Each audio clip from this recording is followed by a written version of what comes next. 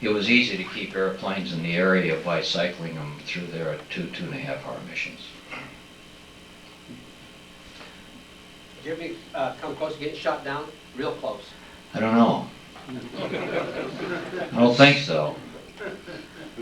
I've had a few of those nights where up there north of where the Quanqui River comes in, there was another place about 80 miles north of there, can't think of the name of the town, where we used to make a lot of target runs at night.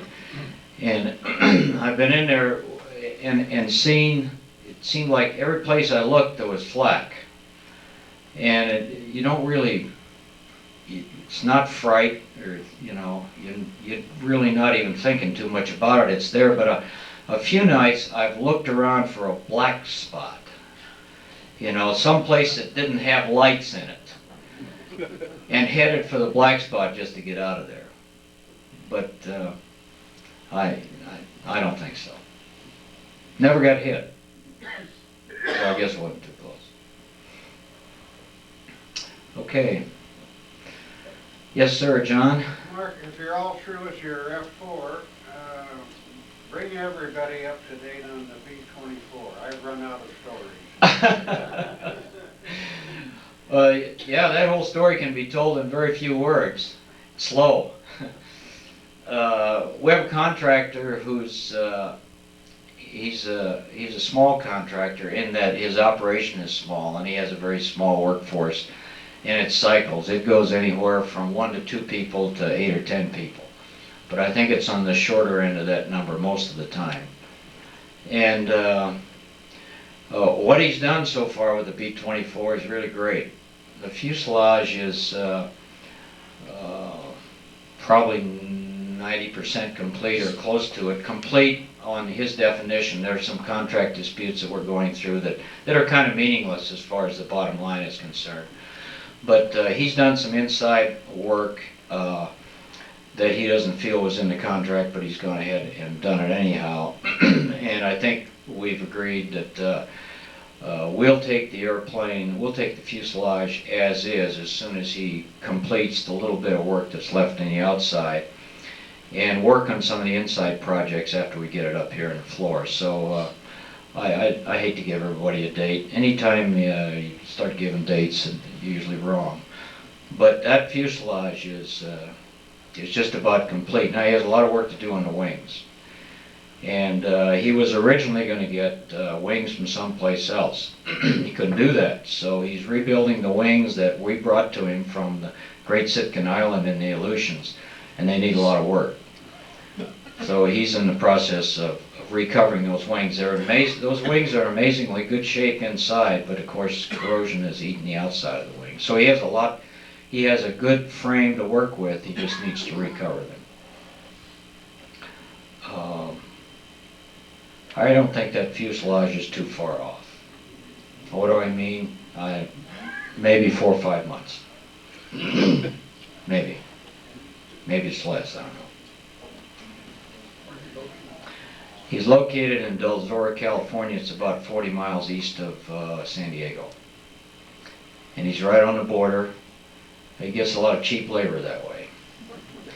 And maybe not too skilled, but pretty cheap. But he's good himself. He's an aeronautical engineer, mechanical, maybe both. And he's a highly skilled guy. And he usually has 1 or 2 people that are with him most of the time that have a lot of skill. The rest of the help is not very well skilled. What's the cost of the project of the B-24, and what did they cost new of the assembly? Oh, I know. Oh, that's a good call. I don't know what they cost new, but we have about $540,000 into this one so far, and that goes all the way back to the trips that we took to find it and recover the crash site, move it down here, and then move it on down to the contractor and the contractor cost itself. The contractor cost is well less than half that amount so far.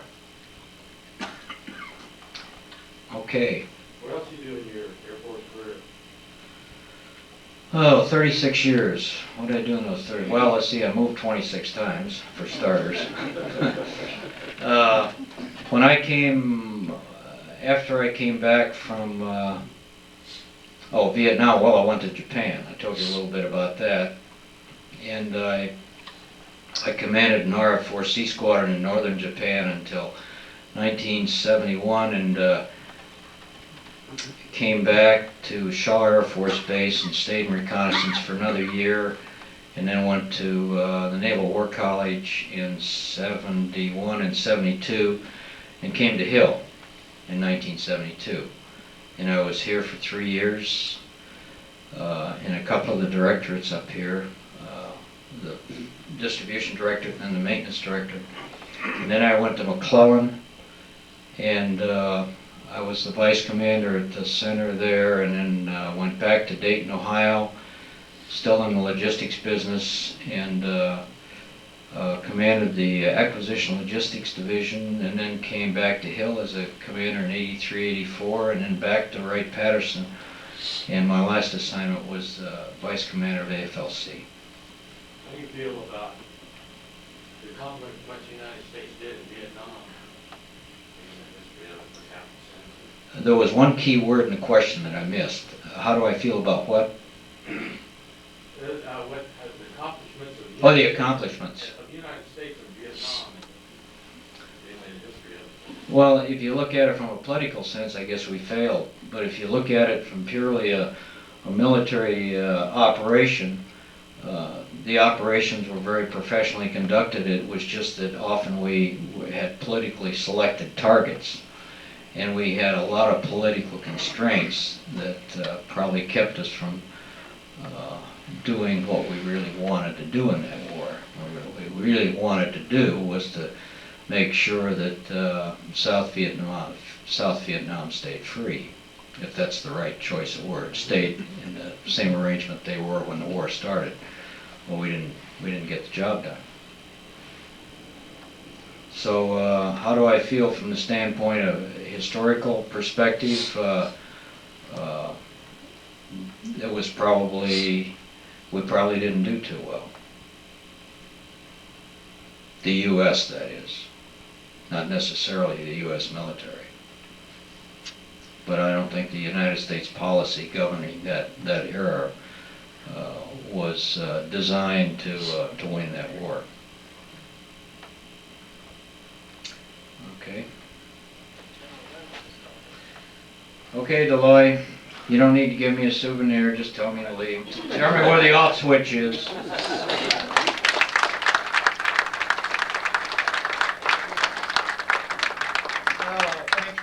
Thanks for pitching in. Anyway, we'll do it again after Thanksgiving, the 1st of December. Come on back. Bob McGregor will talk about his experience with B-24.